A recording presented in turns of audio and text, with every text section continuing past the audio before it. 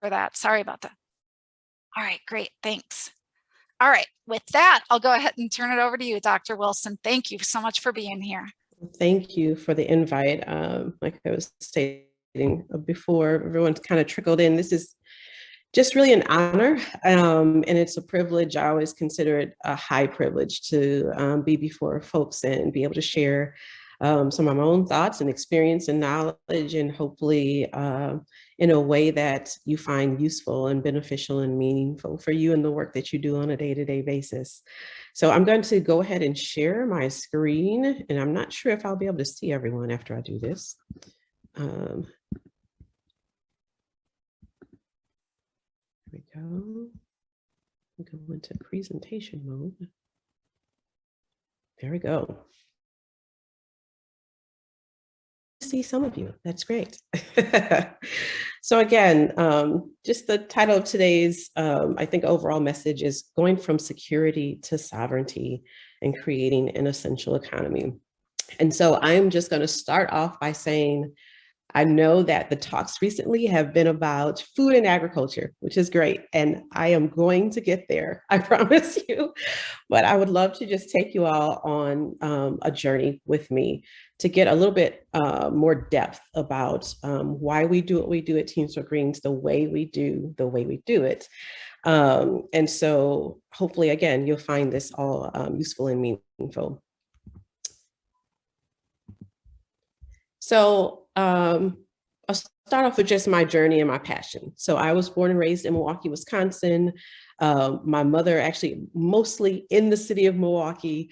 We moved around to some different neighborhoods, particularly in my high school years, but I stayed in the Washington Park area and the Sherman Park area, for those of you who are familiar. Then in my high school years, my mom moved us out to like the Bradley Estates, which is just kind of borderline, literally across the street from Brown Deer. And then later in my junior year, she actually moved out to Port Washington, Wisconsin. So I got a chance to experience some culture shock there. My upbringing was traumatic. I experienced, a divorce. I experienced abuse in my home. We were poor. And my goal was to just stick my head in the books, go straight through. I felt like that was my way out. Once I get to a place in my life where I can kind of control my future, I think I'll be okay. I was blessed to be able to get a scholarship to Marquette University, where I studied English literature. I didn't start off that way. I started in accounting and finance because I was really aiming to get the money, but just had a spiritual experience in my sophomore year and realized that that was not really where my passions lie. So ended up transferring to English literature. Just, really that is about my love of words and literature. Then went to get my master's in administrative leadership at UW-Milwaukee. Which really helped to enrich my love of teaching, and then went on to get my PhD in urban education, which really, really enhanced my just general love of learning. In my mid-20s, I met my husband, and I met my husband in a situation where I had to move to downtown. For anyone who's familiar with Milwaukee, moved to 24th and Wells. And so it was an emergency move that I had to do because of some transportation issues. And I found myself in this space where there's a lot of homelessness, where there's a lot of prostitution, where there's a lot of drug dealing, where there's a lot of just community issues and challenges that are happening on a day-to-day basis. I am a Christ follower, so I just turned inward and was like, why am I here? And for me, it was, to really kind of pray and intercede, but also in hindsight, I'm learning that it's for me to learn. I actually met my husband there. His mom lived down the hall from me.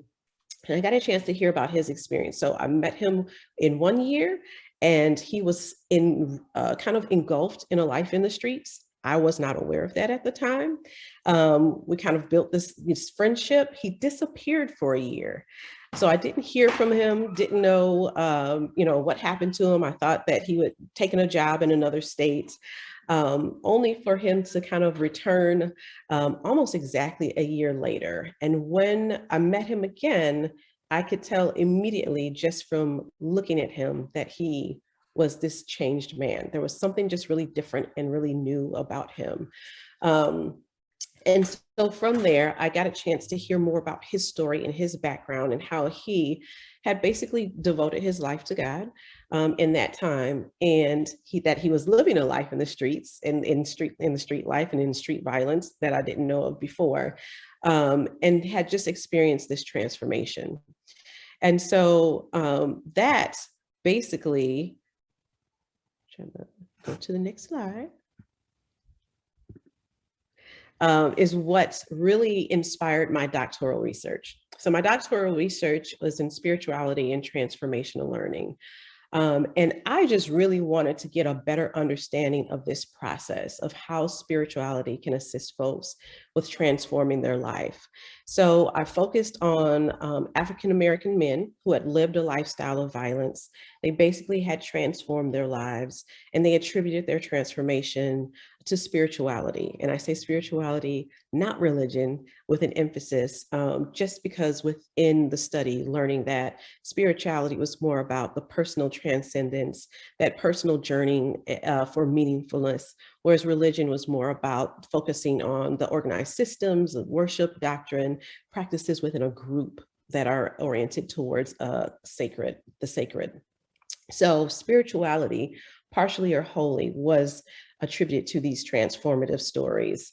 And what I found was that there are all of these kind of patterns, this spiritual seed that was sown in them from the time that they were children, these early traumatic experiences, these feelings of lack, not having an outlet and a space for them to be able to express how they were feeling about what was happening within their context, really adopting a street family.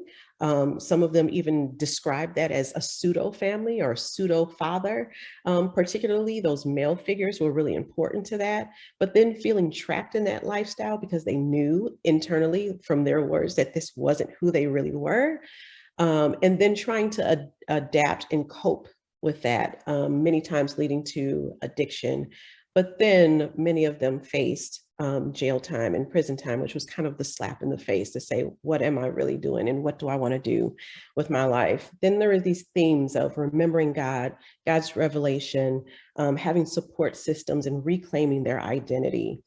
And then being able to commune and wanting to then go out and help folks that they saw traveling possibly in the same pathways that they did. So to sow seed into others. So there was this question that was asked during my defense that really stuck with me and really kind of rattled me a bit. One of the professors asked, did any of the men that you were talking to at this study, did they mention kind of like the overall complexities of the oppressive system within which they lived and how that affected their journeys and how that actually contributed to their experience to actually transition into a life of violence in the first place. And when I responded that no, none of them talked about that, there was a reply of, yeah, of course they didn't, because it's kind of like asking a fish to describe the water that they've always been surrounded with. It's kind of this, thing that's always there, but we don't always recognize is there. So then I wanted to kind of dig deeper into this understanding of, why? Why didn't they talk about, the social, economic, and cultural oppressions that contributed to their plight, that contributed to their story? And what I really got out of that deep dive is this concept of hegemony. And some of you may be familiar with this, some of you may not, but basically defined as the social, cultural, ideological, and economic influence that is exerted by a dominant group. And so as alluded to by this professor on my committee, that these oppressive systems and their ways of working are often very invisible to us and invisible to those particularly that are living within them. And so they're deeply embedded in the systems and in institutions and in the cultural way that we interact daily. And so it can be hard to see and hard to really understand what is happening. And so hegemony was basically founded by Antonio Gramsci, who was an Italian scholar He was also he was into philosophy and political theory and sociology and history and linguistics. But he's best known for his theory of cultural hegemony, which basically, again, describes how the state or the ruling class, what he calls the bourgeoisie, were basically they using cultural institutions to maintain power in capitalist societies. And so he says that the bourgeoisie basically developed a hegemonic culture using ideology rather than violence, direct violence, economic force, or coercion.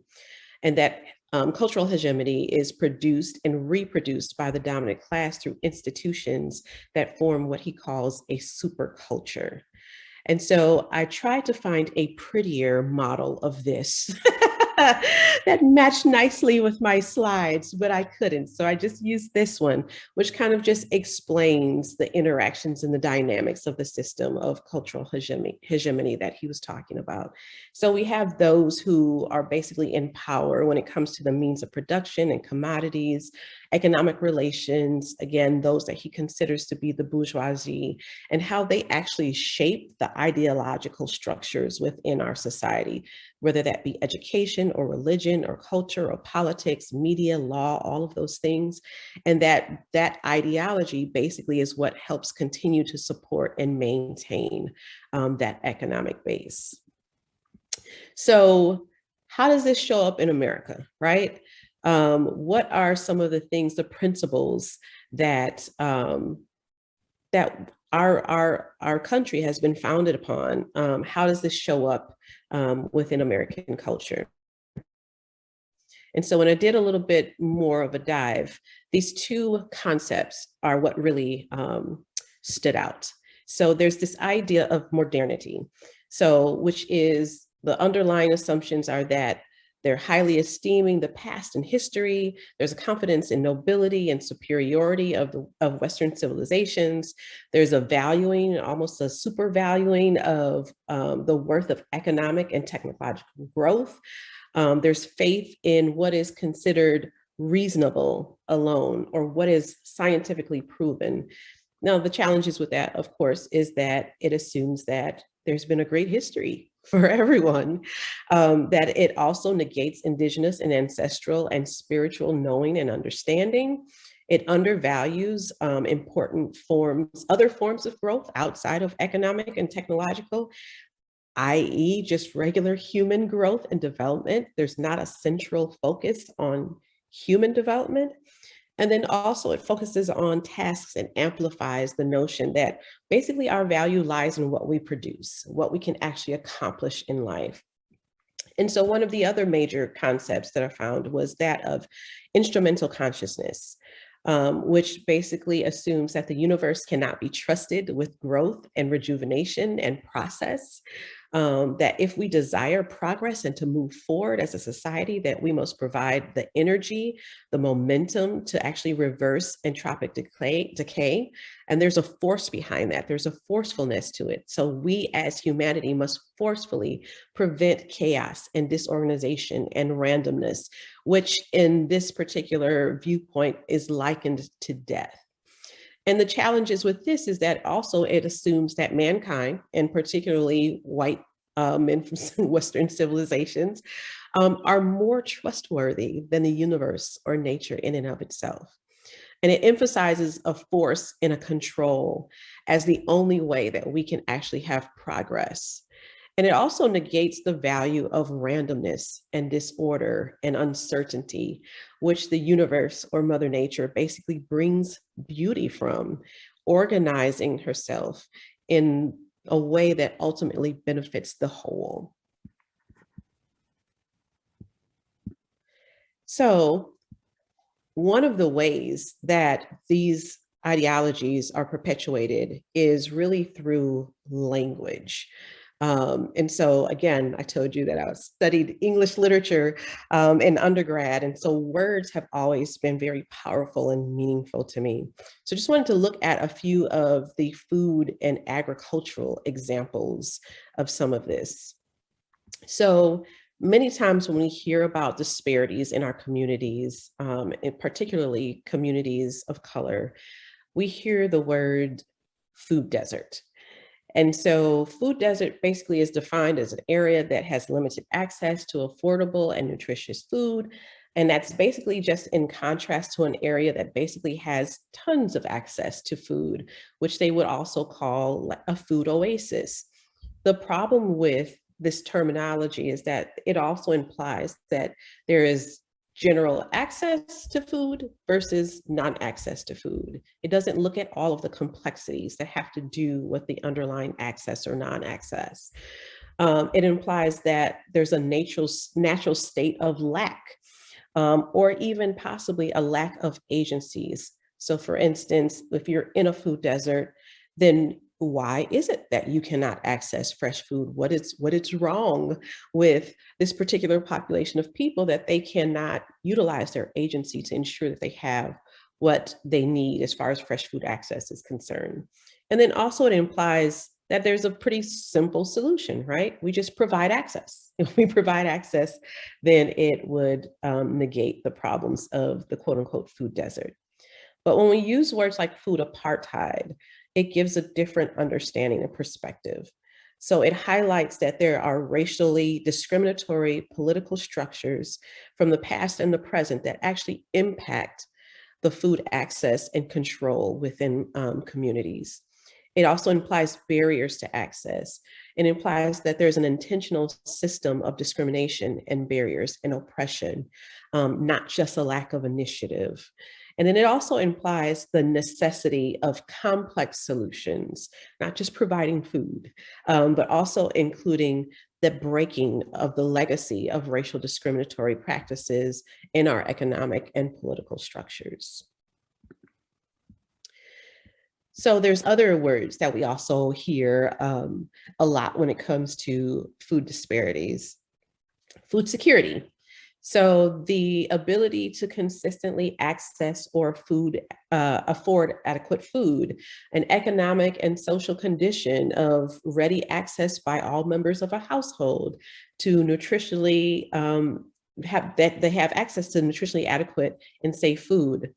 Again, this also implies there's an emphasis on ability or agency within that access process. And then also it implies that access is relative to social and emotional, economic condition. And it also implies that there's a standard of nutritional adequacy and safety.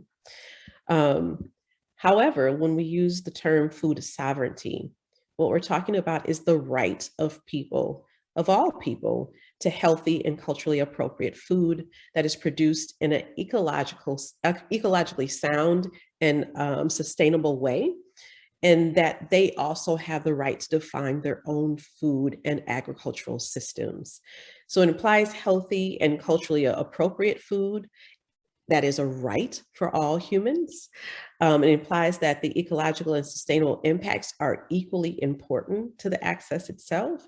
And it also implies that power resides with the people when we're talking about food sovereignty. So an understanding of all of these concepts is what basically has led me to develop this vision for an essential economy consortium. And I'm going to talk a little bit more about just what Teens Grow Greens is. So Teens Grow Greens is a nonprofit organization in the city of Milwaukee. As stated in the introduction, we provide paid learning and job training programs, internships and apprenticeships for high school students, particularly rooted in urban agriculture. So we do have different tracks within our training program. We have a track in greenhouse growing and urban gardening, in education, in entrepreneurship, food and beverage, and also grounds and maintenance. But all of them, again, I like to say, with all of those different tracks, the students are still going to get their hands in the dirt. So, and then our vision overall as an organization is healthy and healed humans leading change in their communities.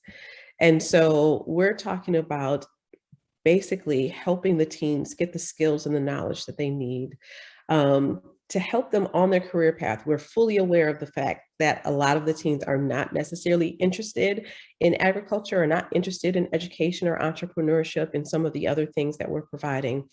But we really try to ensure that there's transferable skills in all of that training, and that basically the relationship with them as a human being is at the center of everything that we do. And the hope is that that relationship and that bond, that sense of belonging, is what will allow us some insight into their lives, help them grow into more of who they are, um, and then also help them get connected to opportunities that will lead them in the career pathways or in the pathways that they desire to be within. So within all of the work that we're doing, we really start with a human development approach. Um, Again, going back to my history, growing up as a kid in Milwaukee, dealing with the trauma and the generational trauma that I endured, along with that of learning about my husband's story and his generational trauma, and all of the work that I've done with young people over the years and young adults has really, really focused me so much on this idea of human development and understanding that we have to take a human-centered approach to all that we do. We're often trying to change systems. We're often trying to change contexts. We're often trying to create transformation within communities. And a lot of times that means bringing stuff and doing stuff. But often we are not taking the time to focus on the individuals and their lives and their own need for development or desire for development. And again, understanding and taking that critically reflective lens and understanding the trauma responsiveness also that's necessary in the work that we do. So if any of you are familiar with Maslow's hierarchy of needs, then you know what this is. So all of these are the same components of that. The only difference is that it has just never made sense that that was in a triangle, that you have to meet the physiological needs, then the safety needs, then the love and belonging needs. When I think just life experience and experience with people in general, as human beings, we know that a lot of these needs are intertwined with one another. They're integrated with one another. And there are times that some needs are met more than others, but generally they are all integral to one another. So again, dealing with those physiological, the food, water and shelter, but also the security and protection and stability, that sense of belonging, that sense of dignity and independence, the knowledge and the understanding and the freedom to explore and become, again, more of who you identify to be. Realizing personal potential and self-fulfillment, motivation by values is at the center. So that transcendence, when we say transcendence, what we're really saying is that there's an understanding of being connected to the whole, that you as one individual affect everyone and everything around you, and everyone and everything around you affects you. And so really being at a place where you have grown and developed in yourself, that as you move forward in life, that you're also consciously thinking about how you are contributing to the wellness and the wholeness of everything around you. And so if we were to zoom out of that human development model, that has been placed at the center of the Essential Economy Consortium model. And so it really just started to look at what are some of the contextual issues and challenges that a lot of the men in the research that I did for my doctoral studies, as well as the young people, as well as myself, what are we experiencing within our context that needs to be healthy and healed in order for us to really fully grow and develop in a healthy way? And so we're looking at food systems, we're looking at energy systems, we're looking at water systems and infrastructure that would include urban design and urban planning and construction, health systems that include not just the physical health and well-being, but also that mental and behavioral health, including homeopathic methods and ways, and an honoring even of the indigenous and ancestral knowledge of how we walk in health and wellness. The personal development piece is really looking at everything that one would need to just build up their skills and their knowledge. So we're looking at education, we're looking at job training and development. Within this realm, there's connections to transitioning, folks who are transitioning back into the community, and court-involved youth. And so really the work that we've been doing in this is going to all of the different organizations that we know of within our city. So for instance, I will take the food systems because Greens is dead smack in the middle of that one. And we're going to all of the different organizations that we know are working within food systems in some way or another. And where we're really been asking over the last 2 years now is that we come together in a very transparent, in a very empathetic, in a very vulnerable way. A lot of times within the city of Milwaukee, the work that is done in all of these areas is very siloed. And so a lot of people are doing the same thing. There's gaps in some of the things that are happening. And a lot of people are not collaborating and partnering and working together in a way that's most effective. And again, that also, I believe, has to do with how our funding system is set up when it comes to nonprofits, because everyone's kind of fighting and scrapping for this piece of the pie, right? And I think one of the things that I've been really trying to promote and get people to understand and get on board with is that we are better when we work together. And when we do work together and we do so in a way that is efficient and helpful and really focused on that, again, human development piece, what we actually do is we open ourselves up to another pie. There's other pies that are available that we don't have to fight and scrap over these local, foundation funds and things of that sort, where we would be able to do much more comprehensive work, much more effective work when we work together. So what I've been asking is that organizations come together and share what they're doing, and not just share what they're doing, but also share their methods and their actual curriculum and things that how they implement what they implement in the community. And what we've done is we've taken something like the food system and say, we're starting all the way from soil and then planting and growing, also to harvesting, also to distribution, also to utilizing that food within business and commerce, whether that's in restaurants, local restaurants, or within our school systems. And then also looking at things like what would it look like for us to begin to develop community-led and ran grocery stores within our communities. There's a lot of barriers politically, economically, to those big chains coming into these communities in need and setting up shop. And so, and again, I believe that that's very intentional. And so what would it look like for folks to be able to say, we know what we need, so let us work together to actually begin to create what we need within our community. And then also looking at things like food waste. What are we doing with the food waste? How could that better be utilized? Again, and that ties in with other parts of this system like energy and things of that sort. So once we kind of lay out everything, we're looking at where there are those areas of overlap. And then we're trying to decide together, how do we best stratify the skills and the knowledge that we're presenting and that we have available to folks in the community. So how do we scaffold some of this so that if a student comes to Greens and they just want to learn about the basics of soil, and so we have something that talks about the basics of soil and teaches knowledge in that, but then they really want to get in depth with that particular area. And we don't have a deep dive at Greens into that. So who are the other organizations in the community that we can refer them to? that we can ask, tell them that there's actually another level of knowledge about this area that you're interested in, with another organization.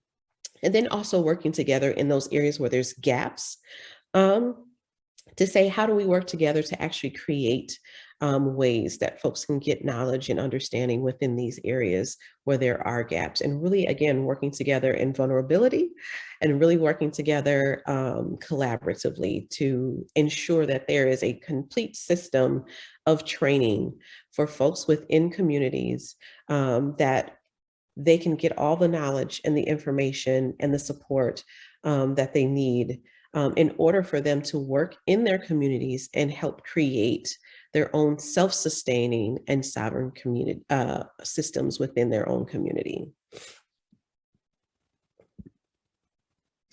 So again, a lot of this too is really based on this continued, um, dive into what it even means to transform. We often talk about, transforming, in an individual sense, particularly. And we often talk about it as like it's something new. And so, I think we need to get clear about transformation when we're talking about transformation in communities and with folks. That first of all, it's a process and not of an event. It's not going to happen overnight. And also that it's not to be confused with change, because change is temporary, right? Um, but it is a more going back in order to move forward. It's a process of deconstructing in order to reconstruct. We often talk about transformation as in it's like becoming something new. And what I have found is that that's not necessarily what it is. So when a caterpillar goes into its chrysalis to become a butterfly, it literally deconstructs, and I'm sure many of you know this already, into this genetic soup of itself, right? And so there's some things that have been laid, some genes that have been dormant that are now active. So there's some active genes that are now dormant. And basically, it just forms in based on its own genetic materials to this butterfly. It basically becomes what it's always meant to become. There's nothing new that was in that soup. It's all itself. Um, and again, there were some things that needed to be deconstructed, and there were other things that need to be reconstructed, in order for it to be and walk in all of the fullness of what it was supposed to be in the first place. And so when we're talking about, a human-centered approach to working within communities, um, I like to say, well, if we're talking about inspiration, then it's more about empathy. Our inspiration should be about empathy and not expertise. We should seek to really understand, seek to really include and engage, those who have been considered marginalized and oppressed. And we have to learn. We have to be willing to learn, in order to contribute to the solutions. And that's the thing, we're contributing. We may help contribute to solutions, but we do not have the answers. And then we must connect with the humanity of others. And there's a lack of empathy that has gotten us to this place in the first place. So that is why empathy is so important in the work that we do within the communities. Ideation is more about, efficacy and not empowerment. I always like to say we cannot make people powerful, right? Power is something that we all possess. So we don't empower people, but we can help remove barriers. We can assist with helping them understand their own power. We can eliminate gaps to accessibility, again, and provide tools and resources and information that helps them walk more fully in the power that they already possess. And then also when we're talking about implementation, again, we're going back to this idea of sovereignty and not security. So Malik Yakini from the Detroit Black Community Food Security Network was on a call that I was on, earlier this year. And he said, if those who are in prison don't have a problem with food security, they get 3 meals a day, then is that really the goal we're searching for when we're talking about food, within our communities? No, we have to aim for sovereignty and not simple security. So again, ensuring that people are able to walk in the power that they possess to control the systems that they're utilizing in their own communities. I always refer to Einstein because, well, I like Einstein, but it's also kind of cool that I was born on his birthday. But this is one of my favorite quotes from him, which is just basically that we cannot solve our problems with the same ways of thinking that we use to create them. So we cannot be afraid to do something different. We cannot be afraid to step out of the box. We can't be afraid to really truly advocate for people walking in and utilizing their power. Again, we cannot come with this patriarchal ideation that we have answers within communities that the communities themselves do not have. We are there to learn. We are there to assist and come alongside of. And in that process, we have to understand that, again, in the process of transformation, it is not about something becoming new, or it's about really utilizing the power that's already there to be able to walk more in what is already there to walk in, both individually and in the community as a whole. So I think I'm surprised that I actually fit it all in. I thought I made too many slides today. But thank you for listening. This is my, contact information. If any of you ever want to reach out, please feel free to do so. And I'd love to hear any feedback that you guys have as well. I'm going to stop sharing.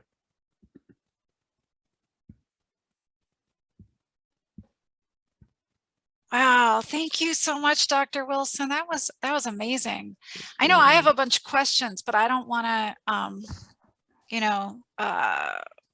don't want to hog the time. So I want to open it up for others to ask any questions. You can either type them in the chat or unmute yourselves and share.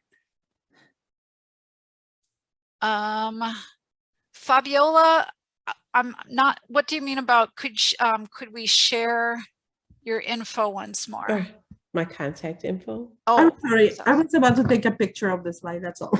Oh, that's fine. I can definitely, would you like me to put it in the chat? I can do if that you don't mind, that would be sure. great. Great, yeah, thanks. Yeah, Fabiola's a close by neighbor in Racine. So oh, awesome. Looks like Joseph has a question. oh, okay, great. Yeah, go ahead, Joe. You can unmute yourself. Yeah, I won't take up a ton of the airspace, but I love your presentation. I love the framing of it, and I'm a Milwaukee kid by heart, but I live in Madison, and my wife actually about 3 years ago opened a store in I'll call it a food apartheid now. Now that you term that, but you are more than welcome to join us. Awesome. If you come to Madison. So I'll hop off. It's called Luna's Groceries. Thank you. I appreciate that. I will definitely check it out. And while others are thinking about the question, I'll remind you, Heather dropped the link for the survey. Take a moment to fill that out to get some feedback for this and all of our Wisdom Wednesday webinars. So thanks for putting that in, Heather, and please take the time to fill that out. Yeah, and I guess I'll go ahead and throw in a question. So you mentioned the work trying to unite organizations that are doing similar work and bring everyone together. And I'm curious, have you encountered any resistance in that? Because like you say, the nonprofit world can be kind of a dog eat dog world where everyone is scratching for the same pot of funding. So have you encountered resistance, or have people been really receptive? How has that been going? Yeah, so I think the resistance has been people just kind of dropping out, right? So you have a bunch of organizations that'll come and say, you know, this sounds great. Yes, let us work together. But I think when we start talking about the level of sharing that we're asking about in particular, you know, there's some concern or, you know, fear, I think, around sharing too much of what you do and how you do it. And so therefore you'll get folks who pop in and they want to talk, because the way that, so I actually created this vision in, I want to say February of 2020, which was a very interesting time because it was right before COVID hit.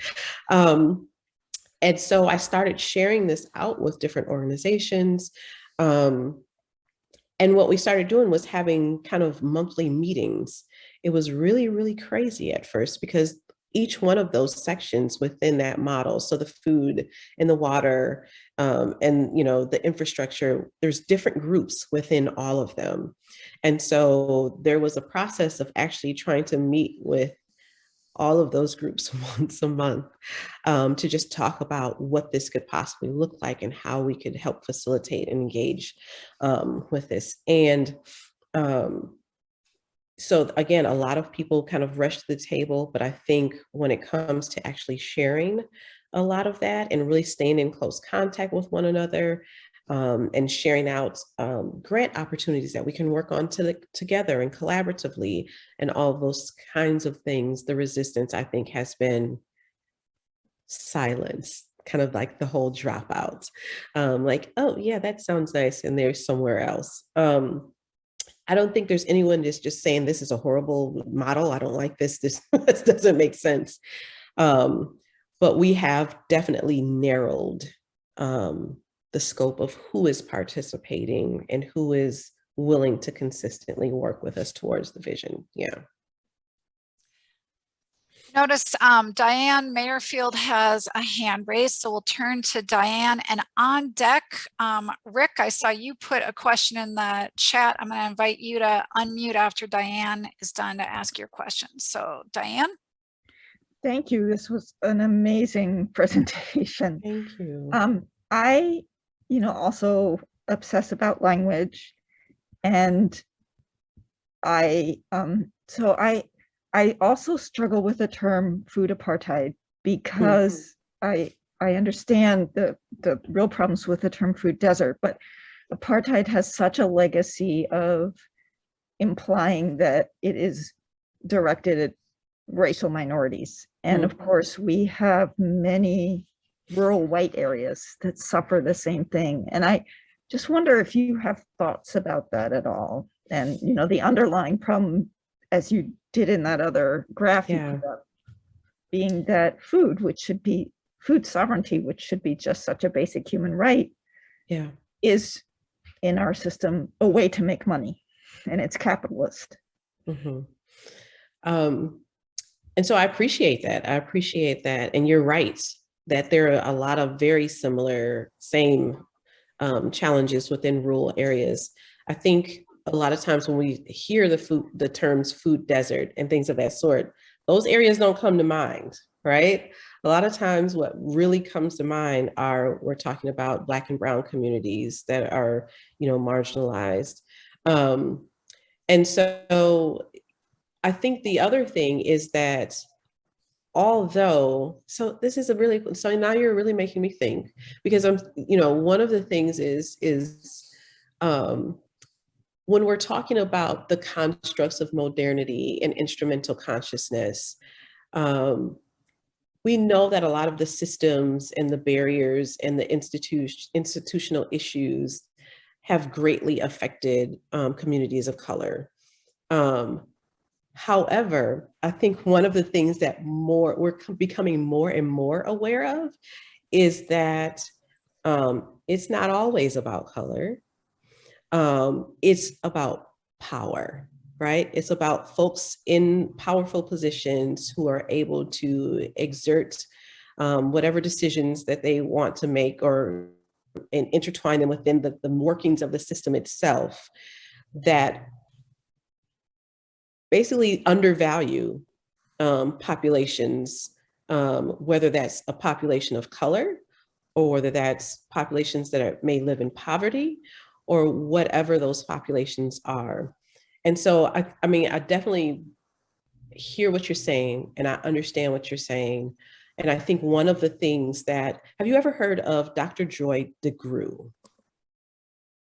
So Dr. Joy DeGruy talks about this concept of post-traumatic slave syndrome. And I'm making an analogy here, post-traumatic slave syndrome. And she talks about how slavery, the institution of slavery in and of itself, created these cultural ways of being and knowing and perceiving and understanding within the African American community that has kind of continued and perpetuated, became a part of quote unquote culture for a long time. But many of those things that were beneficial to us in those days of really heightened and overt discrimination, racial discrimination and oppression are not so much now. So I'll give an example. I'll give the example of our children, wanting our children when we're out in public spaces to stay near to us, right? So this idea that you stay here, you don't question me. When I say you stay in this spot, that's what I need you to do, right? I grew up that way, right? If we're out in space, I mean, out in a public space, usually you get the talk from mom, like, you stay with me by my side, you're not running around, you're not getting in other people's way, et cetera, et cetera. And that served, I think, really deep purpose historically, because we understood what would happen if a little Black kid gets in, other folks' way. But now it also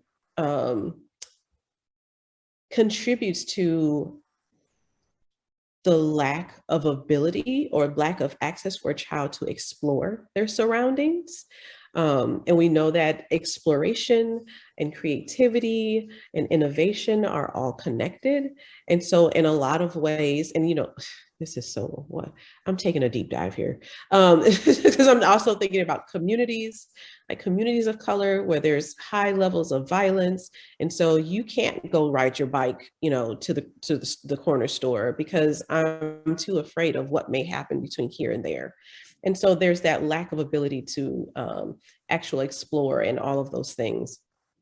But on the flip side of that coin, right, we're talking about post-traumatic slave syndrome, she says that there's also this deep effect on white folks, right? If we think about the trauma that white children often had to endure, seeing human bodies hanged and burned, right? And over the history of time, how that can create somewhat of an apathy or a lack of empathy. Mm-hmm. And so it shows up in that way, oftentimes generationally, in the same ways that some of these other cultural things show up generationally for us as Black folks. So there's two sides of the same coin. We look at the institution of slavery and we say, of course, right? Rightly so. There are these horrible effects on Black folks, but I think we often ignore the flip side of slavery, heightened racial discrimination, oppression, and all of those things on the cultural perceptions, understandings of white folks as well. In a nutshell, it affects everybody, right? What affects one human affects all humans. And so I say that to say that when we're talking about food apartheid, I think the idea is, again, these racially discriminatory ways of oppression, but oppression hits on many different levels. There's racial oppression, based on racial ideologies and understandings, but then there's also, economic oppression, and there's so many other forms of oppression. It hits everyone. So when you have folks in power that are basically instituting policies and procedures and institutions and those things in a way that's mostly beneficial for them, then it hits everyone. And I would even argue it hits them in a way that they don't even know or understand it does. We are all we are spirit. That's the way I believe, right? And maybe that the visual ways in which it affects can't be seen, right? Because there's some communities that just don't have access to certain things, and there's barriers to certain things. But the spiritual, emotional, and mental effects are still there for folks that think that they're getting away with things that, you know, are oppressive to others, but they're oppressing themselves as well. It doesn't show, again, it doesn't show up in the same way, but we're all connected. I don't know if that really answers your question or not. I would say that food apartheid should be utilized for all communities that are experiencing that, and not necessarily just certain racial groups that are experiencing the deficits. That was a long explanation. Sorry. No, that's fine. That's my understanding, and that's my perspective. Thank you. Yeah. All right, we're going to go next to Rick, and then Julie has a question in the chat, so we'll go to that after Rick's question. Hello, Dr. Wilson. I am so impressed, and I'm over here just thinking about your story, your personal story that you opened up the discussion with. I'd like to know more about the distinction that you use between spirituality and or religion, and how that dynamic works in your experience within the Black community. And you just kind of talked about internalized depression. I know we're all connected in a number of different ways, but we exhibit our own internalized depression differently. Absolutely. So I'd just like to know, when you were making your transformation, and you know, being a spiritual person, having been reared in the church and had, you know, your own encounter with religion, I'd just like to know how that was received in the Black community. So it's interesting that you bring that up, because I was not raised in church, right? No? So I was not. So I was not raised in church. And I was given a very basic kind of understanding of, like I said, I'm a Christ follower of Christ and who he is, and God is here. Christ is here for you. If you need him, you call out to him, he'll be there, right? That was kind of the understanding that was shared with me as a kid. And it wasn't until I got into my college years that I started to understand, primarily because of other believers, young people around me, that a relationship with God, if you will, is not just about him being there for you, but it's actually, he wants to walk with you in your journey in life. And so religion, a lot of my early years of believing and understanding was more myself, my own personal journey. It was spiritual, going into, you know, reading the scriptures for my own, getting the concordances, digging into language. Like I said, I love language. So, you know, getting into the Greek and the Hebrew and the Latin and all of those things to better understand what this book was trying to say to us. And it wasn't until I got older that I actually decided to join a church. And so when I decided to join a church, is where I began to see religion, right? This idea of coming together with these shared beliefs and these shared ways of doing things, that is supposed to be sacred, right? It's supposed to be towards the sacred. It's supposed to be in honor of God. And unfortunately, I just didn't have a good experience. It started off kind of good, because there was this idea of now you kind of have these spiritual mentors. And unfortunately, I think in hindsight, I can see that they were not developed enough to truly mentor in the way that they should have. And so it became more about control. And what I realized years later is that it was more of what I would call a spiritually abusive relationship, where you don't know how to hear God for yourself. You have to ask me, right?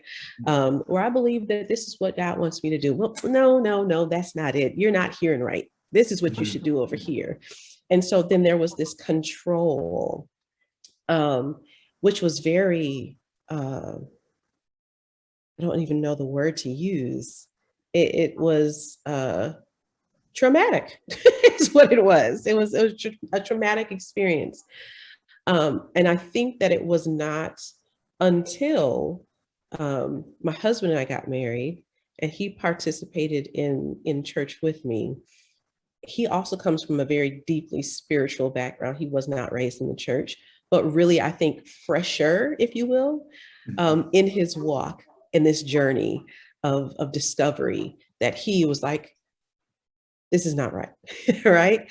We're supposed to be able to pray. We're supposed to be able to discover and, learn of God for ourselves and what he wants from us individually. And so someone always telling you what to do and telling you how you should, is not the way that this is supposed to go. So that was the beginning of it. Then also in my research, I had to make the distinction between spirituality and religion. There was a little bit of resistance, I will say, to even taking up a spiritual, concept or, conceptualization within my doctoral research. So I said, if you're going to do this, then you need to make sure you define what is spirituality and you need to define what is religion, because we know that when it comes to violence in the world, that religion is oftentimes behind some of what we have seen historically as the most violent things that have happened, right?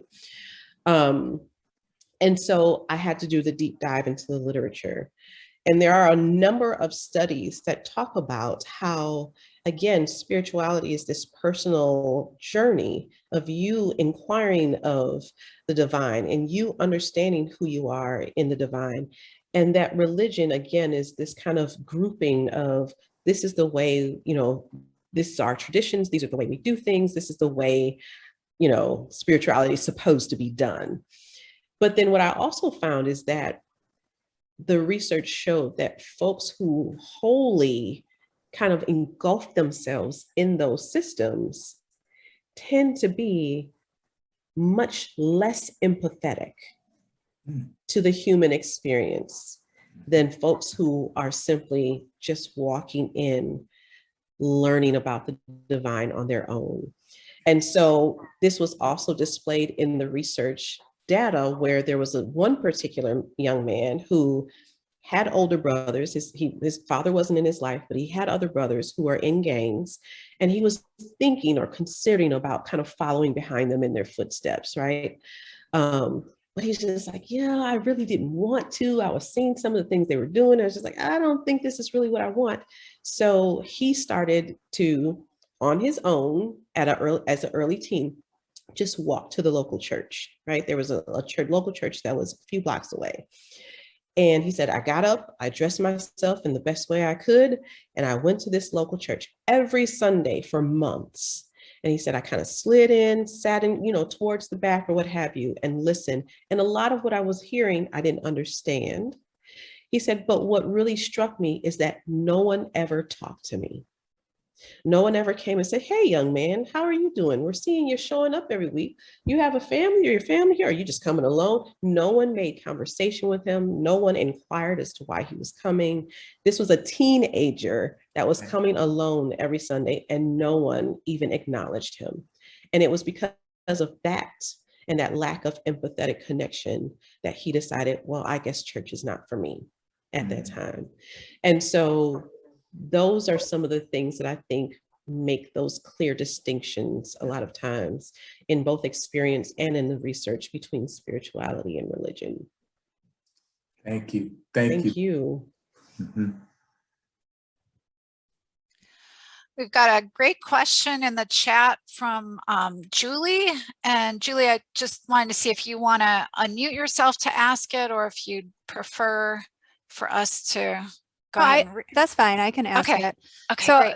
Thank you, Dr. Wilson. Thank you. So just locally, we're kind of having these conversations about addressing food sovereignty, not food security. Thank you for teaching me that. And we've struggled with kind of how to get started, because we don't want to come at it as of like, oh, here's our solution, this is going to work for you, understanding that it is a complex issue. So my question was just, how would you suggest getting started in learning about and trying to identify possible solutions, you know, either at a community level or at a county level? Yeah. So I think one of the strategies that we've definitely used within Teens Row Greens is, I'll take the West Lawn Gardens community, which is on the northwest side of Milwaukee. What we have done is gone and just joined their residents council. And so we have staff, myself included, that have just gone in. This is a neighborhood where they have some garden space. So our teens are often there in the summer times helping to maintain that space. But we've just joined the resident council. They started a Northwest Fresh Food Access Council that we're on as well, and basically giving us the ability to be there to hear the concerns of the community, to hear their perspectives of what is happening, to hear their desires for what needs to happen in the community, and then coming alongside of them and saying, and how can we assist you with this? And so I think that has been the major strategy for us, is that we don't just go into community and say, hey, let us start a garden here and then we can make fresh food for you guys. And we can, you know, we basically are asking the community members, trying to connect on a communal level and position ourselves so that we can hear. And that's also, you know, a major part of the way we do programming. And so again, you heard our vision. The vision is healed and healthy humans leading change in their communities. We start with our teens, right? But we know our teens won't always be teens. And so we try to work with them in understanding even some of these concepts that I've, you know, shared today, and then encouraging them to go into their own communities and join the Residents Council and join the local community center and participate in leadership in those realms within their own community. And then also they experience it, but then also working together with other folks in the community to say, okay, well, how can we actually reach this goal that we have for our community? And of course, we're there to support them in those particular projects and the work that they're doing within those communities. So yeah, just a lot of times there's already something happening. Like there's some kind of residence council or some kind of community council. There's some kind of, you know, where folks are already talking about some of these issues is already. So to just come in alongside of them and join some of that and listen and learn, and then provide assistance with, and what, you know, what we do as an organization, but how can you possibly use, you know, us, our resources or whatever to help you accomplish the goals that you would like to accomplish within your community. Does that answer your question? Yeah, that was helpful. Thank you. Okay, cool. Because I think what happens a lot is that your example of, oh, let's come in and do this. Let's pass out seeds and everybody can grow their own food. Well, Right. you know, that's not necessarily a solution. Or let's put a garden here, but nobody can get to it, you know, or, Right. you know, because it's of its location and things like that. So Absolutely. just looking for, you know, thoughts and ideas of what maybe we can do differently. Yeah.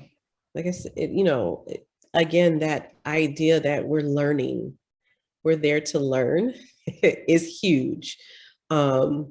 And I will say, even over the last year or so, that it's definitely even something that I've had to check myself in on.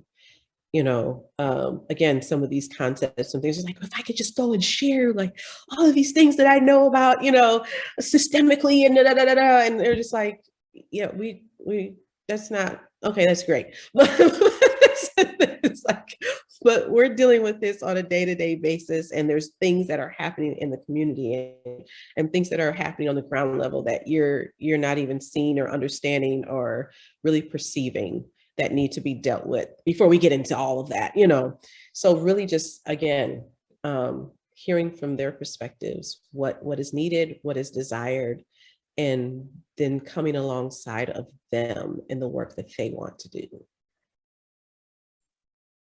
And I hate to use the word them. I just said it and it like hit my heart. Yeah. Kind of as a follow-up to that, related to that. So, you know, so I hear you emphasizing the importance of building relationships and building trust. But we know that funders don't typically reward that, right? Or don't really want to allow time for that. Like funders want to see results, want to see actions. So I guess how have you, I mean, since you're an organization that relies on funding from lots of different sources, how have you communicated the importance of building those relationships and building the trust with communities and allowing time for that to funders so that they'll continue to support the work? I mean, holistically, it's part of the work that we do. And we can't actually, I mean, we can put in a grant proposal that we're going to help, you know, find these solutions to whatever. But at the end of the day, like I said, that work has to be done. We have to build a relationship. We have to build trust. We have to figure out what the community wants. And so I would say just the way that our organization is led, we take very much of a team leadership kind of role. But then also I would say Charlie as executive director is excellent with, that's part of your role. So you get paid for the time that you do all of that work. That is part of what you do. It's not just going in and doing the gardens or teaching the teams or whatever it is. It's going and building those relationships. Like you said, building that sense of trust. And so that is part of what we, it's considered as an organization, part of the work. And so it's actually encompassed in that. I would not even say necessarily, at least that I know of, that great detailer that is expounded upon that we're, you know, first we're going to go and build these great relationships with folks. And, you know, we're talking about the outcomes that we're trying to reach. And we're talking about the, you know, the job and the skills development that we're doing, the work and the skills development that we're doing. And we internally consider the relationship building as part of that work, if that makes sense. The other part of that is we do realize that, I always call it the touchy-feely or the fuzzy-wuzzy, right? No one, like you said, no one wants to pay for that. They want numbers, they want outcomes, they want, you know, those, that hard data, if you would say. And so one of the things that we are moving more into is trying to work with communities to figure out ways that the work can be monetized. And so if we're talking about working within a community and helping to, and we have a team who is from a community that we're working within, and that team is there, and he or she is basically utilizing leadership skills to work with the community, figure out what it is that they want to do, and figuring out how we as an organization can come alongside of them and assist with that. Then one of the things that we also ask is that, and then also we should be talking about sustainability of this, right? Because long-term, even if we have funding for it now, it doesn't mean that that funding is going to last forever. And so how do we also integrate systems, the economic piece of this, so that it can become something that's self-sustaining? So if we have a community, like I said, West Lawn Gardens, who wants that community-led grocery store, we may get funding on the front end to go ahead and establish that. But then also we're working very closely to ensure that it's a profitable endeavor so that the community members that are working there can continue to get paid. The systems that are created, you know, by the community for distribution and all of those things are stable. and sustainable. So it can basically, so it could be self-sustaining. And so we're looking at more and more ways and investigating more and more ways, and even just bringing that idea to the table, because I think a lot of times when we are working within the communities, they're talking about things that they desire to do and that they want within the community, but the economic piece is not often at the forefront. And so we do try to say, and then how do we, I understand, I hear what you're saying, and I hear this is what we want, but what are some creative ways that we can monetize this to ensure that once you get this established, it can continue.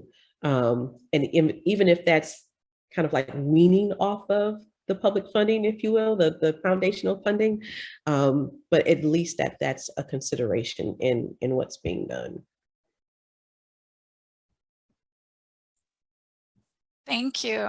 Thank Other you. questions?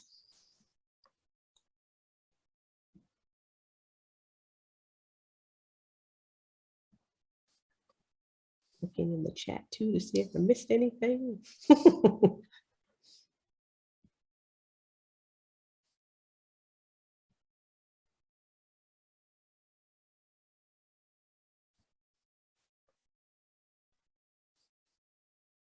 Awesome.